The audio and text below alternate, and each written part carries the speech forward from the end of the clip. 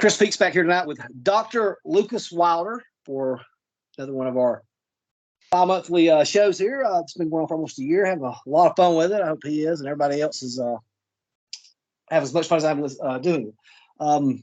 Just like congratulations, Lucas, again. Yeah, Lucas, I feel like I've watched you, grow into a man sort of over the years. When you first met you, your YouTube channel was taking off. Now you're a doctor, and now you're married. And congratulations on that. Thank you very much. I appreciate it.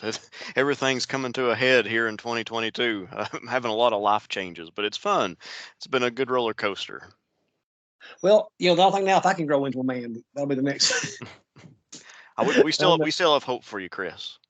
Yeah, I haven't given up yet. I'll make some of this stuff right. So, all right. So last time we discussed Fort Sumter, started the beginning. So, I guess we're gonna do the end tonight, right? Appomattox. We're gonna bring the war to it. Well, we can't say an end. I've always hated that description that Appomattox was the end, because it wasn't. It was definitely just the end, the beginning of the end, because you still have many armies that surrender after that, and it's a historical debate of when the Civil War actually ended.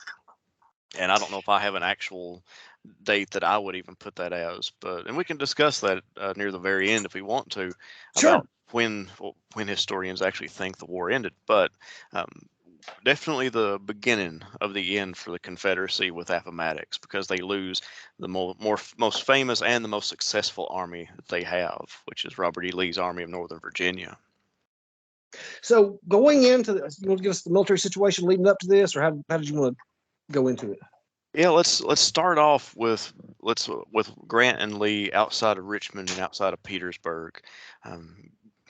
Ever since Lee had been kind of pinned down in Richmond, Grant has slowly been working his way to the west and to the south, trying to cut off all of Lee's resources, particularly the railroads, which he's going to be predominantly trying to attack, especially once we get into March of 1865. Lee is having to continually extend his lines further to the west as well to meet up with Grant's assaults along those lines. By the end of March, Lee knows that he's going to have to do something. He's going to have to leave Richmond and Petersburg. He just doesn't know exactly when.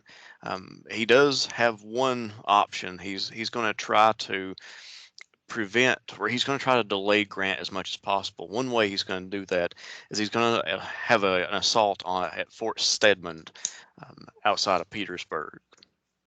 That's one of the more famous assaults that happens during the siege of Petersburg in that campaign. It's going to be led by George Gordon Meade. John Brown Gordon. There we go. I got the Gordons mixed up. John Brown Gordon, who's going to lead that Confederate attack against Fort Stedman. And it's going to be initially successful. The reason why Lee wants to make this assault is simply because Grant is extending his lines to the west. Maybe if he can have a breakthrough, it might draw Grant back to the east. That's one thing. Not only is it going to draw Grant back, but it may give him an opportunity to move out of Richmond and Petersburg a little bit more easy. He knows he's not going to defeat Grant toe-to-toe. Grant wants to have a battle with Lee, kind of one last knockdown, drag-out fight. He believes if he can have one more battle with Lee, he can force him into submission. So Grant is trying to draw Lee out, and Lee is trying to push Grant back into his defenses around Petersburg. And that's what the Fort Stedman battle was all about, was trying to make Grant pull back so that Lee could possibly escape. And I think we've discussed this a few times, and we even discussed it through Messenger, about what Lee was attempting to accomplish with leaving Richmond and Petersburg. We have a lot of different discussions between him and his generals. Was he trying to link up with Johnston eventually? We know that that's always on his mind, because his forces are way too small.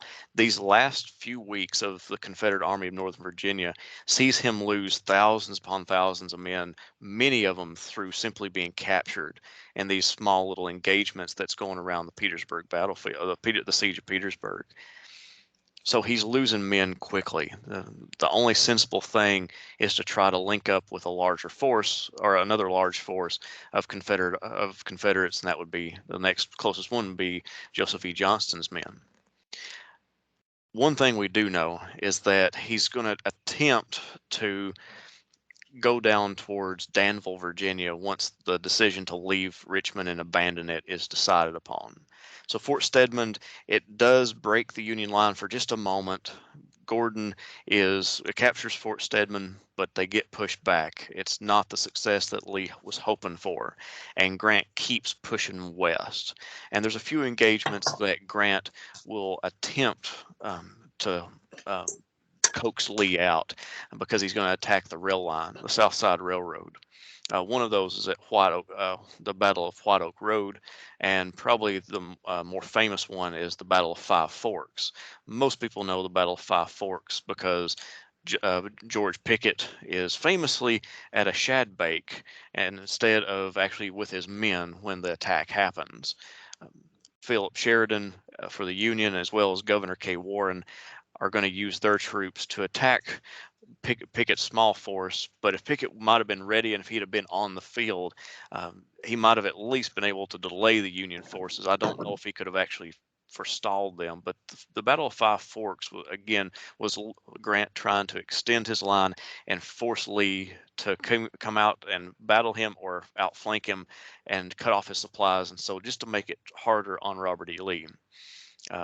Again, Five Forks is famous because George Pickett does not know a battle is happening. He's about a mile and a half away from the engagement, and we get an acoustic shadow. We've talked about this before. The acoustic shadow is a natural phenomenon where the environment prevents sound waves from carrying. And so even though he's just a mile and a half away, George Pickett hears no battle happening. So it's not entirely his fault that when he arrives, his lines are basically buckling and he can't do anything to save what's happening on the field. But he should have been with his men anyway. But the acoustic shadow is a big part of why he wasn't on the field at Five Forks. And that happened on April 1st. Hey, let me ask you one question. Sure. You said that Lee was already planning to leave. So let's say they hold there that day. Lee was leaving Petersburg regardless of what happened at Five Forks. I mean, yeah, he was going to have to leave. There was just, there might have been a chance, but he's going to have to get out of Petersburg and Richmond. He can't sustain that for much longer. He is going to have to leave. Another big moment that happens for Robert E. Lee is on April 2nd. So the next day after Five Forks, now his right flank is threatened to be completely turned because Sheridan, as well as a couple of Union corps, have made it past his right flank, and they're going to be pushing further north to get in behind Petersburg and Richmond. And what happens on April 2nd is the Union 6th Corps makes a large breakthrough. Grant, after the Battle of Five Forks happens, and after a few engagements on Lee's right flank occurs, and more Confederates being pushed back, many of them are being captured, Grant knows that Lee is losing men throughout the rifle pits and the trenches of Petersburg. And so he orders a general advance of much of his army around Petersburg. One of those is the 6th Army Corps. The 6th Corps moves in about a mile-wide front and breaks through around on the Petersburg defenses on the Confederates. It's a miserable situation for the Confederates trying to rally as many troops because they're getting pushed back just as soon as any kind of resistance is put forward. That same day, April 2nd, because of the breakthrough, generals are scrambling all over the battlefield. One of these men that are trying to organize some resistance against the Union onslaught that's coming through this breakthrough is Ambrose Powell Hill, A.P. Hill. One of Lee's corps commanders. A.P. Hill is trying to get to Henry Heath's headquarters. That's right in the front lines at this point. It wouldn't have been in the front lines, but now the Union have pushed that far inward. And two gentlemen are actually kind of stragglers of the Union Army. They spot A.P. Hill, and A.P. Hill orders them to surrender. They don't. They level the rifle at him and shoot him. The sergeant that's with A.P. Hill will ride off to Lee and inform him that A.P. Hill has been killed.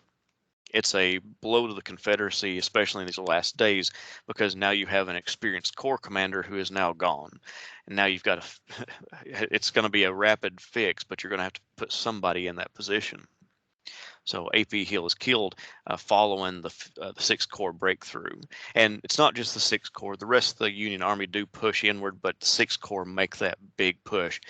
That's the biggest signal to Lee that he's going to have to pull out. He's going to have to move out of Petersburg and Richmond. It was that 6th Corps on the day of April 2nd that there was no choice after that. Lee had to move. I don't know if you touched on that. Is this is where it is during this breakthrough with the 6th Corps? Is that where the Confederate Alamo took place? You'll have to be more specific on what they refer to as that. I think it's the same. I think it was at Petersburg. I mean, I could have, but there was overran, and I think there was 300 men in one of these forts for the Confederacy, and they fought to the last man. Well, that could probably be that. It's from what you're describing. That's what it sounds like is during the April 2nd when the 6th Corps break through, and well as the other parts of the Union Army when they break through. I say that happened somewhere along those lines, but I'm not familiar with that particular engagement. Okay, I'll find when or tonight. I'll send it to you. There's somebody wrote a book about it that looked very interesting. That's what it's called, the Confederate Alamo. But okay, sorry, I didn't mean to... No, you're fine. Listen, on this, or was you fixing to go into the night when they? Because I got a couple questions about when they start abandoning. But anyway, go ahead. So. April 2nd is kind of when most historians pinpoint the day that Robert E. Lee has to move. And so he informs Jefferson Davis that the Richmond is going to have to be abandoned. And that's when, by the next day, April 3rd, Jefferson Davis, the cabinet, as many dignitaries that can leave, go out of Richmond, and they travel to Danville, Virginia. So Lee is trying to get those dignitaries, the government of the Confederacy, essentially as safe as possible. And so his men are going to be the ones kind of fighting a rear guard action until the government can get going. Unfortunately, that's going to delay Lee from getting away. This is when Grant starts to move further and further west to try to block Lee from heading south. And we know he's heading south. We know that Lee was probably going to be traveling with the Confederate government, Lee and his army, not just Lee, but Lee and his army were going to be traveling with the Confederate government to Danville. And so he was going to be heading south. And again, we were talking about Johnston. We'll get to a little bit more of that once we get towards Appomattox. But General Johnston was on his mind because he was moving south, because that's the only way that you're going to be able to hold the Confederacy together is with an army and with what government that's left. Lee's army will burn Richmond and hopefully not give the Union any supplies once they capture the city. And Abraham Lincoln was on site around that same time. And so when the Union Army marches into Richmond, Abraham Lincoln will be in Richmond the day after the Confederates leave. He will go into the Richmond, Virginia, the capital of the Confederacy. He gets met by the African American community cheering him, and he goes to the Confederate White House. He sits in Jefferson Davis's chair. I mean, it's a very surreal moment for Abraham Lincoln when he gets to actually do this. And I mean, he knows that the war is coming to an end, but the fact that he goes and sits in his adversary's chair in the Confederate White House in Richmond, Virginia, is just a neat visual, I think. I read things that I asked some questions to, but that Davis had such a type A personality and had to control everything that he was lost all control. But the only thing he could do was make sure his desk was straightened up. I can imagine that.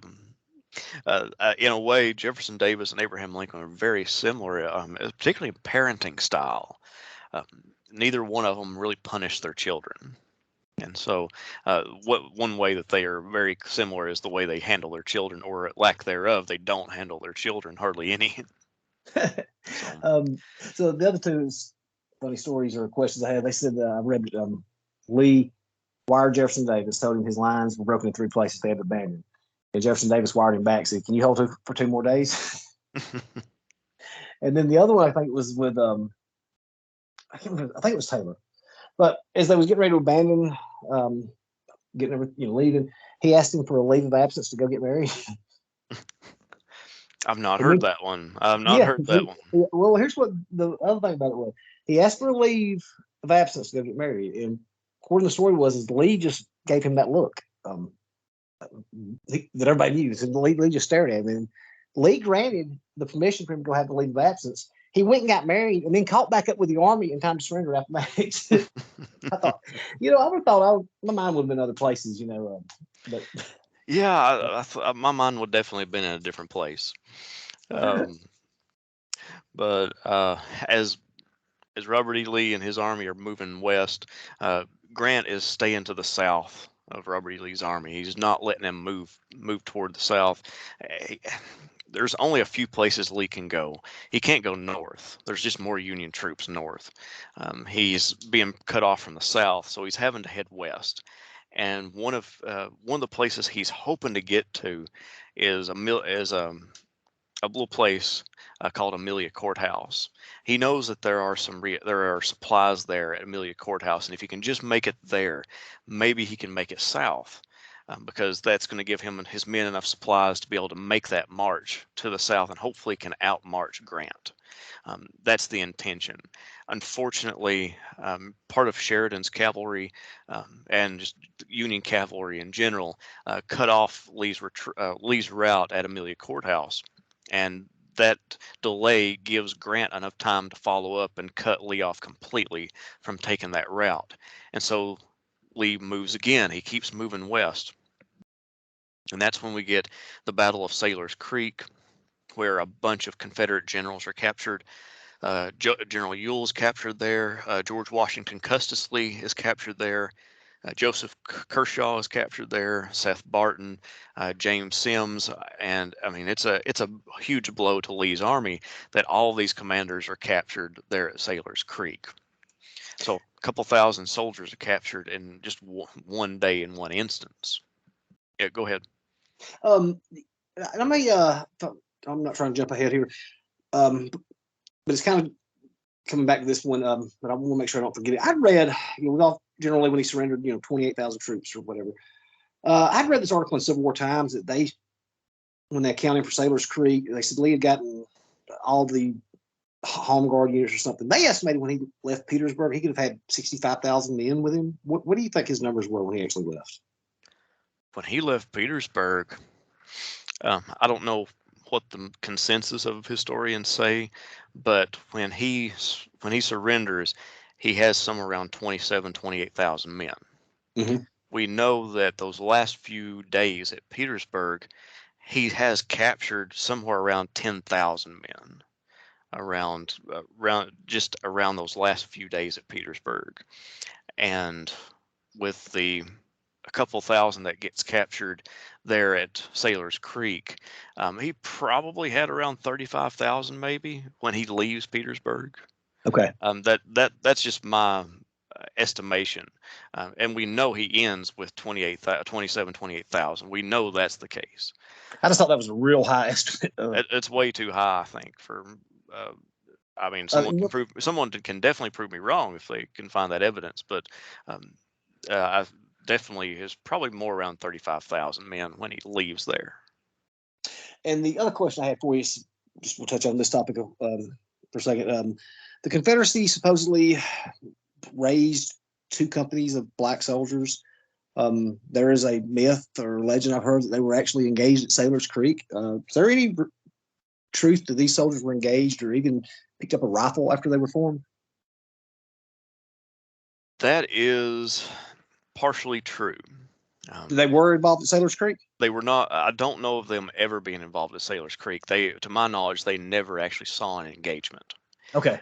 Near the end of the war, there was a few companies of slaves. They were forced into it. They weren't given an option. They were paraded in Richmond, kind of just paraded out in the streets of Richmond, and it kind of died there. To my knowledge, they were not engaged at Sailor's Creek. Okay, that was just like a myth and a legend. What somebody told me, I said I've never heard this before, but I'll definitely find out. Pretty sure it's a myth. Again, the last little bit of the Confederacy, they did form a few companies and paraded them around Richmond, but that was basically. Sounds like more of a show, basically. That's mostly what it on was. Yeah. Okay. And I'm sorry I didn't mean to cut you off there. No, you're fine. So we get Sailor's Creek. We also get an engagement at High Bridge where more Confederates are captured there at High Bridge. When Lee makes it to Appomattox Courthouse, he's attempting to make it to Appomattox Station, that railroad station, where he's hoping to again be able to get south, either to follow the Confederate government or to hopefully link up with Johnston. We know that by this point, by the time he reaches Appomattox, Johnston is on his mind because his commanders are talking about linking up with Johnston in their correspondence with Lee. One of the moments is when Lee has one of these last councils of war. He's being asked what's going to happen next, and that's when some of the officers will suggest that maybe they go to guerrilla warfare. Lee dismisses this almost instantaneously. He didn't think about it. He didn't consider it at all. He did not consider it at all. All academic historians pretty much agree. The consensus is he never even considered the idea of a guerrilla warfare. And one of the best sources we have for that is when one of the gentlemen that brings it up is Edward Porter Alexander, the famed artilleryman. He says that let me find the quote here. I had it typed up. He tells Lee, "We must either surrender, or the army may be ordered to scatter in the woods and bushes, and either rally upon General Johnston in North Carolina, or to make their own way, each man to his own state with his own arms, and to report to his governor. This last course is the one which seems to me to offer us much the best chances." Lee will respond by saying, "Well, what would you hope to accomplish by this?" And Alexander says, "If there is any hope for the Confederacy, it is in delay." And he'll go on to say, Lee will say his men would have to plunder and rob to procure subsistence.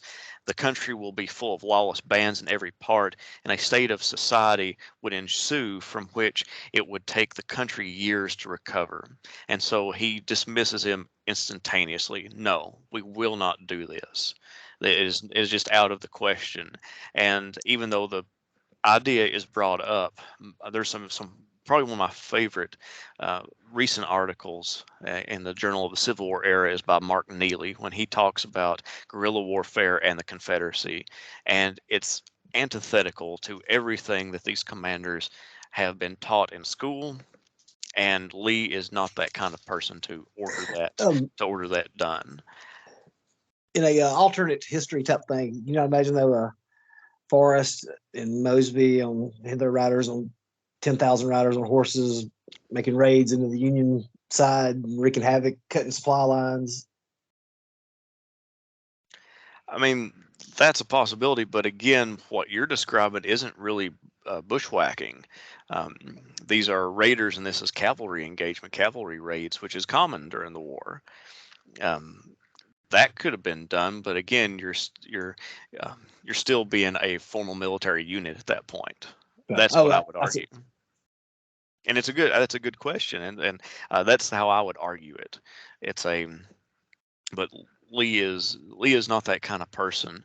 And did you know that when the Civil War begins, many prominent Confederates will say, why don't we just start a guerrilla war instead of actually fighting a formal war?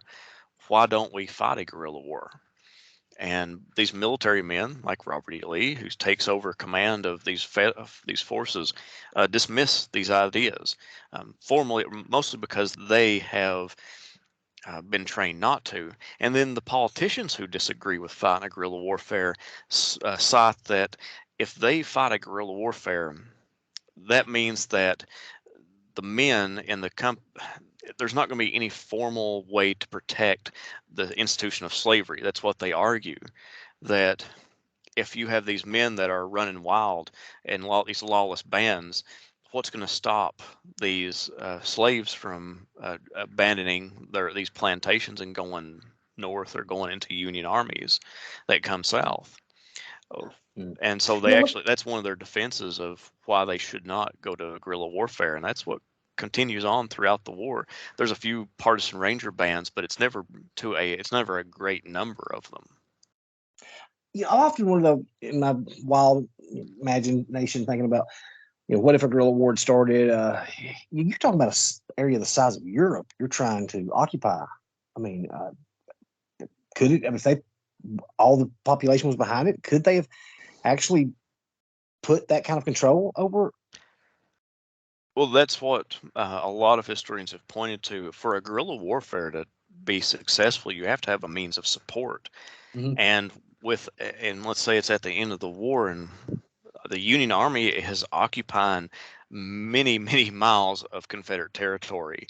There's no way to support a guerrilla warfare. It's just not feasibly possible. And if you do have guerrilla warfare, then you have to take from your own civilians. And that's what Lee says. If you're going to have to fight this guerrilla warfare, it's just going to add more hurt and harm to the country, the United States or the Confederacy. So going into this day right here, is it safe to say that Lee didn't give up until the end? So there was no other option, because I think he was going to surrender, and somebody said, "Hey, I think we found a way out," and he postponed it. It's by April 8th. He has that council of war with all of his commanders, and 2 days before, so this is April 7th. Let's move to April 7th first. April 7th, Grant sends a message to Lee, and it basically says, you need to surrender. If you don't surrender, any more bloodshed's going to be on your hands. We can end this now. Lee refuses. He still thinks that he is able to hopefully make it out of this area, make it on at Appomattox Station. By the next day, he realizes that's not an option.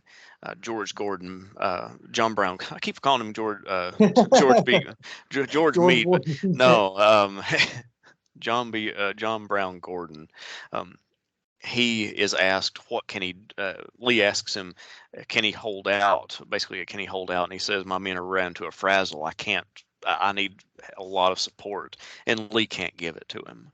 And it's kind of at that moment, on April 8th, that Lee decides there's really no other course left, and he sends off a message to Ulysses S. Grant. Grant is suffering from a migraine, and he says that once he gets that message from Lee that he's ready to discuss terms of surrender, his headache goes away, his migraine goes away, and so they decide to,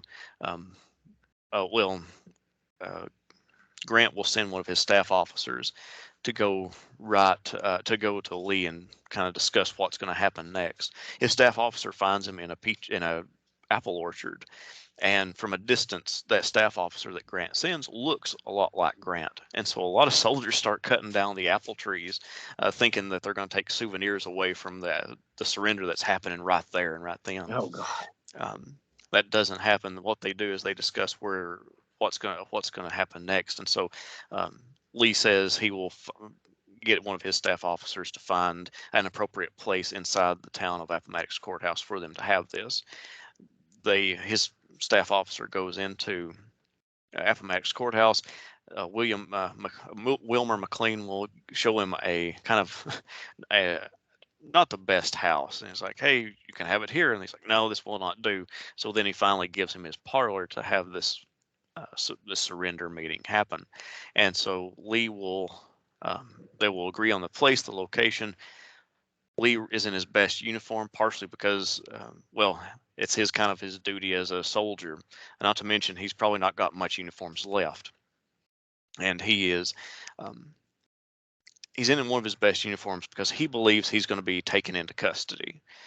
He has committed treason. He fully understands that. He expects to be arrested, so he believes he needs to be in the best presence that he can. So he's in his best uniform. He arrives a little bit after 1 o'clock, and Grant he arrives in a mud covered uniform.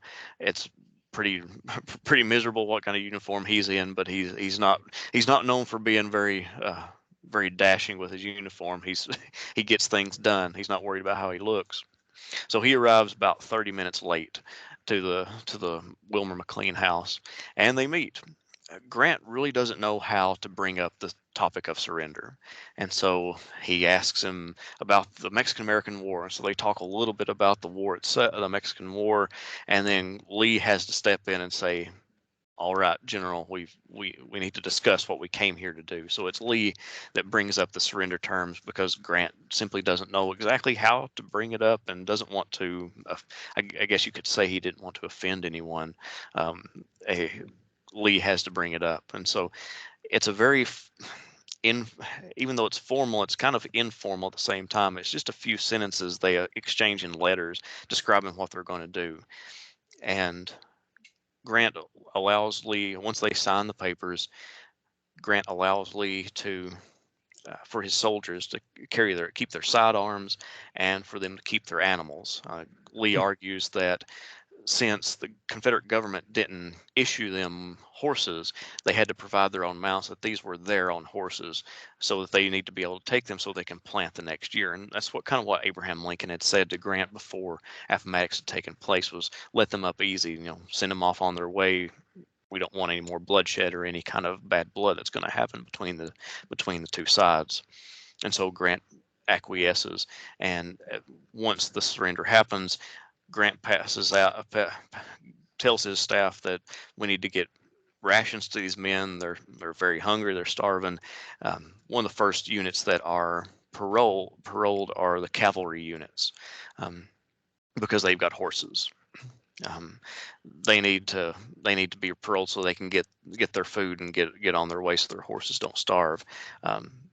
So it's the artillery and the cavalry are the first two groups. They officially get paroled. It's not until about April 12th before the infantry are fully paroled, and that's kind of poetic that the last soldiers in Robert E. Lee's army surrender on April 12th, which is the day that it began 4 years prior. And that's when Lee will officially leave. He's allowed to basically go home.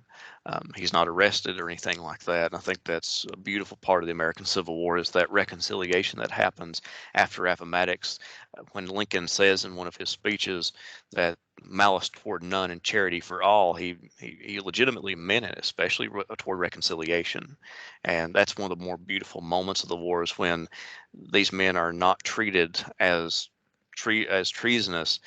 They're allowed to go home and plant their crops for the spring season so they can harvest them in the fall. And they go their own way, and the war progresses for a few more weeks until Joseph E. Johnston will surrender at the end of April, and a few Confederate forces surrender throughout the next of the year, and it's November before the final ship of the Confederacy surrenders. And I said we discuss kind of what historians have been saying. Most historians kind of put it when, and I forget the date right off the top of my head, but when Richard Taylor and kind of Kirby Smith surrender, because that's some of the last major infantry units that surrendered during the war, kind of when the military hostilities officially kind of end. Some will go as far as saying that in November, when the CSS Shenandoah surrenders, is when the war comes to an end. And then there's Gregory P. Downs, which wrote an incredible book called After Appomattox, and he claims that the war didn't end until, I think it said 1870. Because that's when the last Confederate state became part of the Union again. And technically, that the war had not came to an end until all those states had been brought back into the Union. But it wouldn't be until a little bit, it was significantly before that, but not too long after most of the Confederate units had surrendered, that Andrew Johnson will declare the war concluded. That was one date I was going to mention. There's a couple other I'd like to mention too. The Sure. last battle was actually a Confederate victory at Palmetto Ranch in Texas, I believe. And then I think General Waite, wasn't he the last? Stan Wadey on June 23rd surrenders, 1865. There's couple of, the final battle, a couple of dates that people can look at. But I've been going by the one that Johnson used. It just seemed like the best one for me to use that I say. Yeah, see. he will declare that on August 20th, 1866. And so it's a year afterwards when he officially declares the war over. However, I'm sorry. However, again, the hostilities end, by the end of the summer of 1865, there are really no major Confederate units that are pestering the Union Army. So it's essentially over by the end of the summer of 1865. Let's see. The Amelia Courthouse. I think Lee said later on that delay was fatal. We'll touch on that one, and then two other questions there. When you said he had that count or that April 7th letter, is that when Longstreet wadded it up and said not yet? And then last one on this, the salute between Chamberlain and Gordon. Is that myth or true? I believe that's it. I believe the Longstreet saying not yet, that was the time. I actually got to ask one of the park rangers at Appomattox Courthouse National Historic Park, or National Historical Park, about that salute. It's probably been dramatized and probably did not happen the way most people think, although there could have been some kind of respectful signal to one another, but probably most likely did not happen the way Gordon said it did. So we that's about all we know. A lot of romantic stuff was talked about at the very end, but a lot of it is simply romance about what could have been. And then the delay at Amelia Courthouse, they weren't they supposed to get food, and food wouldn't wait for them, but they had more arms or something instead. Yeah, the food wasn't really there. Plus, the Union Army had made it there before him. Partially before him.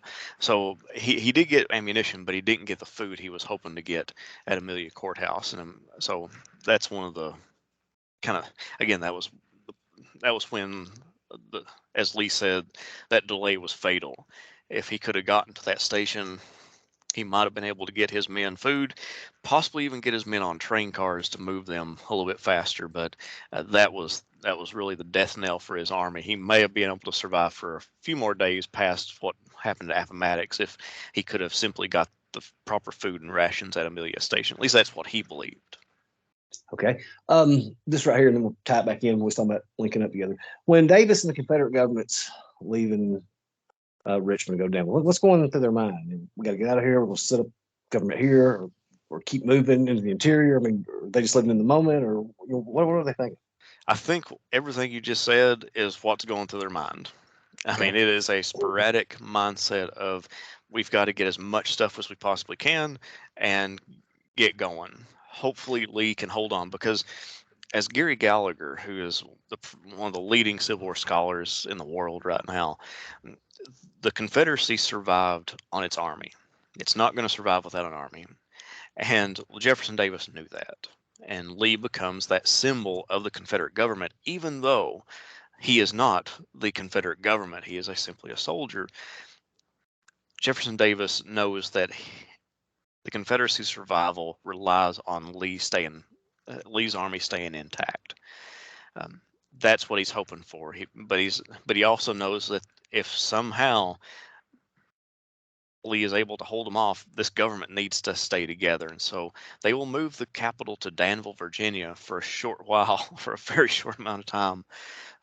They have a little session kind of just very quickly, and then they move it on and never reforms after that. And Jefferson Davis is captured a little bit later. I believe it's down in Okay, that was Georgia. going to be the next thing, because I've never been able to find this right here, but I'm sure you read the book April 1865. Yes. All right, well, in the end of that book, when they're Confederate government street, they said that Danville was the next capital. Then it was Charlotte, North Carolina.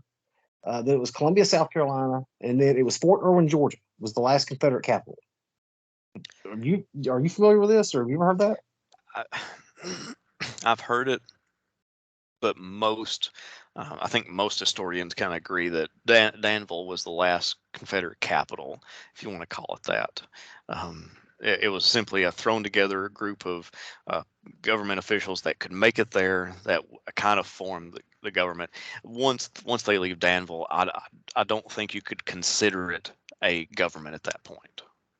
And then I read that during the last cabinet meeting, they found out that Johnson surrendered. One of the cabinet members wadded up the telegraph and said it's falling apart.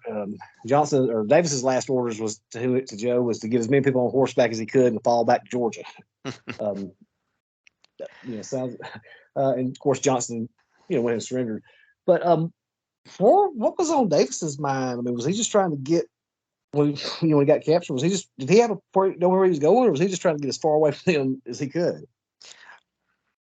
From what I understand, he had the same mindset as many other Confederate high officials were thinking, which is, this isn't going to be good.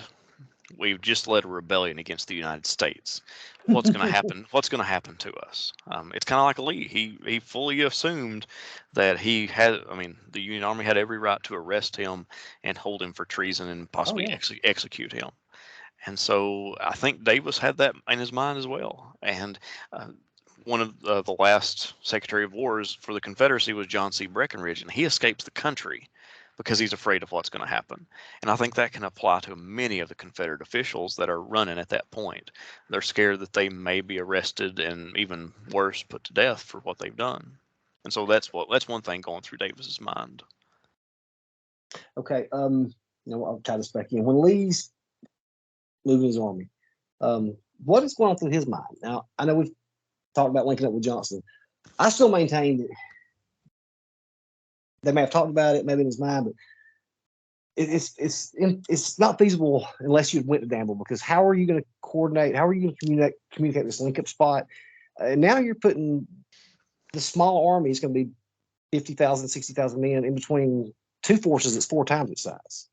I mean, I've always said that I thought he was in his mind, get my army fed, get them resupplied, keep moving, get some distance between me and Grant, and I'll figure the rest out the following day. He was just living in the moment. So you can take us from there if you want. I kind of agree with what you're saying. However, with the discussions that's happening between him and the rest of his Council of War about Johnston, that evidently was a constant on Lee's mind. That was probably going to be the next best option, was to hopefully get it and link up with Johnston. I don't see any other way it could have. He's not going to be able to take Grant by himself. He's just not. He knows that. However, if he can get his army, as you said, if he can get his army fed and get them ahead of Grant, he knows he can. If he can get them fed, he can get them to march quicker than Grant can. The problem is that Grant's cavalry is just outmaneuvering the Confederate cavalry, which has lost a lot of men and does not have the leadership that it should have had. Jeb Stuart couldn't have done anything like that. I think that maybe Nathan Bedford Forrest may have been able to have held off the Union for a little bit longer, but even his horsemanship, I don't know if he could have fought back against what was against him with Philip Sheridan. Philip Sheridan was relentless when he was especially as a cavalry commander, and I wouldn't put anything bet against Philip Sheridan when it comes to leading cavalry. And now we're kind of getting away from the discussion, but the question. But I'm sorry. Go ahead.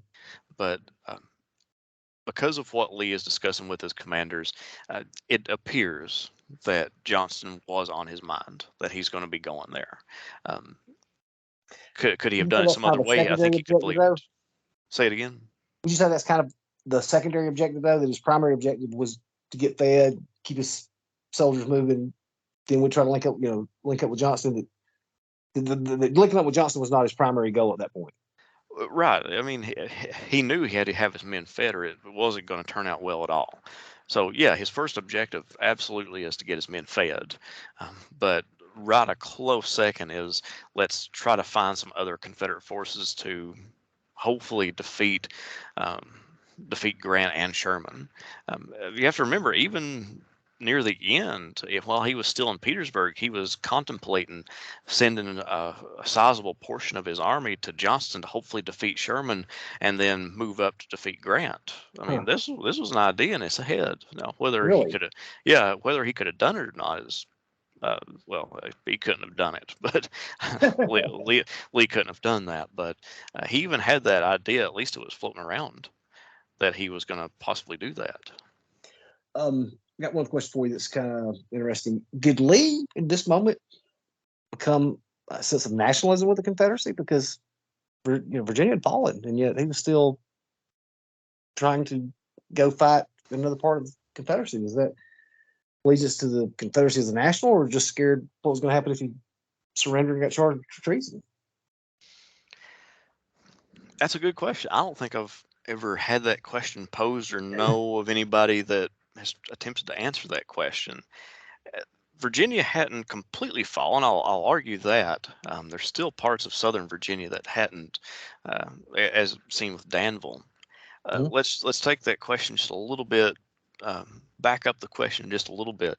When Lee is at Appomattox Courthouse, where could he have went? If he goes further north, he's going to run into more troops. If he moves further west, the Union have Southwest Virginia and East Tennessee. He's not going to be able to move further west. He Right. can't move northwest. Uh, he could possibly move into the North Carolina mountains, which is probably the best option because then he could probably evade any Union forces until he could link up with Johnston. Again, he's got to move south. Um, because But even when he was because first going to leave, he was going to head south though with the government, so he was going to give up Richmond. right, and So and Virginia, because might have, and I think we need to do an in-depth dive on this sometime. I don't know when we'll get to, but of whether Lee was a Virginian or a Confederate at heart. Virginia was so intertwined with the Confederacy after 4 years of war, there was no separation between Virginia and the Confederacy at that point for Lee. Does that make sense? yeah, that makes total sense. Yeah. So Uh, maybe I hope I asked the question right because you did. You answered the question perfectly, and that I've never heard was that. It's something that came to me a while back, and I kept going back and forth over it. I said, "Well, I'm going to say this right here and see what he thinks about it," because I yep. thought of. That is an excellent question, and that's a question that you would get in academic circles. When I can see that kind of question being posed to me for my dissertation defense. What is nationalism, and how does Lee's mentality of Virginia fit within this And nationalist did it framework? evolve? From the beginning until um, till that time. And I think that, well, there is a sizable portion of historians on either side of that debate. Did Lee evolve towards more of a Confederate nationalistic mindset? And those who don't believe that, I kind of fit somewhere in the middle. But again, I'll reiterate what I just said, that Virginia and the Confederacy were inseparable by Right. this point. So, And I guess one final question closing out this war here. But I have the uh, the lost Confederates, the one that left, went down to Brazil. mhm. Um, I have a friend of mine who did an interview with one of this ancestors, or what lineage, talking about, I forgot, his great grandfather was one of them. And they said down there that they still play Dixie and dress up in antebellum clothes. Is there any truth to that? Yeah, I've actually watched a documentary on that, and there is a group of Confederate people in Brazil, former Confederate or Confederate descendants, that Yeah, still descendants. Sorry. that still somewhat celebrate the Confederacy down there. Um, it's it's unique, and we see that happen in Mexico as well. You have some Confederates hopefully wanting to kind of work with Mexico because, again, Mexico was under French control at that point. And so it's the Confederates, or these former Confederates, are trying to find where they fit in this new world that has been created by the Civil War. And they're having difficulty. You see that John C. Breckinridge leaves the country afraid of what's going to happen next.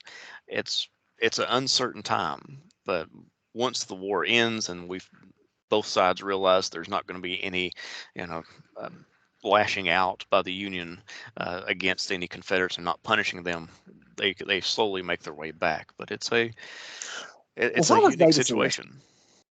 Why was Davis arrested? Yeah, he's the only one that was arrested. He was. It's kind of like he's the big adversary. He was the ringleader of the bunch. And one thing we have to remember is how Abraham Lincoln viewed Southerners and Confederates um, in the mindset of secession. And it changes over the course of the war. But in the beginning of the war, Lincoln truly believes that these men that are fighting, the privates in the front lines of these battles, are not fully in support of secession. They have been coerced by these fire eaters to join. And so he believes that secession is actually a small group of these people. By the end of the war, he realizes no one's going to fight this hard for so long if they didn't at least partially believe in secession and that ability. However, he understands that the war is going to come to an end one way or another, and we need to make it as easy as possible. And so he's always got his mind towards reconciliation. And so one reason he does not punish soldiers is because he truly believes that since they are what fostered this of what prolonged this war by fighting the Union, you need to let them up easy, as he said. Now the I've got a government buddy from officials Canada. Oh, go ahead. I'm sorry. the government officials are a little bit different because they are seen as ringleaders of this secession movement. And so that's one reason Davis is arrested. And it was a New York newspaperman from the North that paid his bond. I'm not sure. I think it was. I think it was some very elite people. I got a buddy from Canada and we was talking something about this, and he said, well, the Confederacy was the states were let back into the Union too easy. I said, let back in? I said, don't you mean forced back in by the bayonet? I said, wouldn't let back in. Because he was, I said, if they would have did what you're talking about, they would have hung Lee and Longstreet and Davis. I said, if you think that the hatred that exists today between North and South is bad, you can't touch the venom that would have went on if they did something like that. Well, kind of this not off topic, but going in a different direction. If you want to get to experience something that's surreal to a great extent, go to Fort Monroe in Virginia. It's now a national park. That's where Jefferson Davis was kept as a prisoner, and you can go into his cell that he was in, and they still have the door there that he was locked behind. I mean, it's just a surreal moment to go in and see that and know that not only was Jefferson Davis imprisoned there after the war, but before the war, Robert E. Lee was in command of that same fort. Yeah. Which is just neat little tidbit of history that I highly encourage everyone to go to.